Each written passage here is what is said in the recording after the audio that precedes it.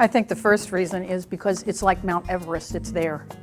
And all that aside, the joke part aside, it's, if nothing else, if we weren't believers, if we weren't one of the peoples of the book, this is a valuable treasure of human history and of human literature.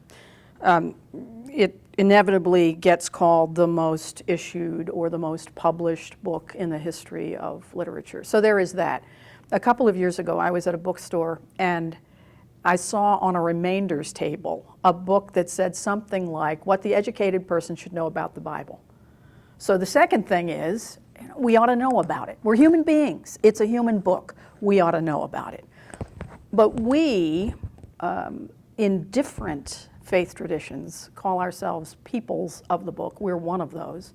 And Christians, whether they're aware of it or not, Christians who go to church, whatever that church may be, are in fact steeped in it at least once a week.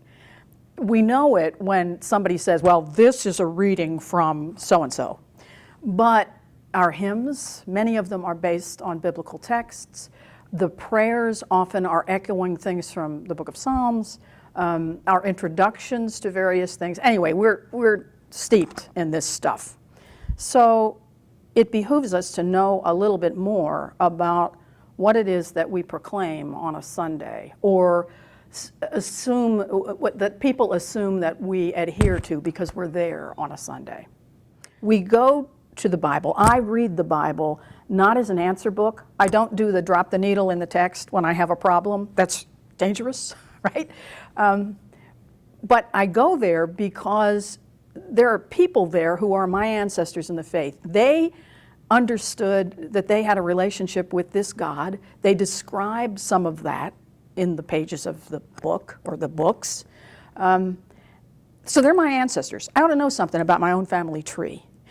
But beyond that, there is the God who lives in the pages with me. I live there.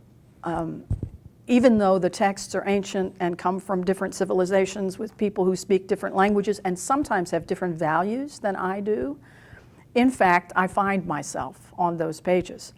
I'm guessing that some people will know who Sister Wendy Beckett is. Bill Moyers, several years ago, did an interview with her, and ostensibly we're going to talk about art and the odd juxtaposition of this semi-cloistered nun who really understands art. So they begin talking about this, and inevitably they're talking about faith and sin and grace and all the rest of that. And at one point he asks her, how do you know that a piece of art before which you stand is classical, it's authentic, it's true, it's good? And she says, because there is truth in it, and its truth calls out to the truth in you. And he says, I don't understand this. And she says, well, when you go to the art museum, you stand in front of a sculpture or a painting or something, and you wait, you give it time, and inevitably it'll speak to you. And he says, what if I stay there and it doesn't speak to me? And she says, then you have to go away for a little while and let it marinate with you. And then you return. And if it's true, it will speak the truth.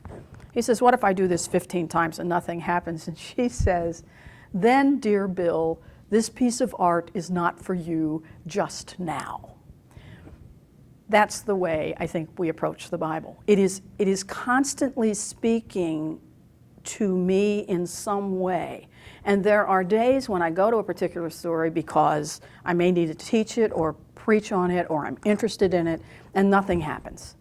But what I have learned is if I continue to return, it will inevitably find me where I am. And the God who stands behind that text, who lives there in a certain way, also begins to speak to me. So that's why I think we read it, or why we ought to read it.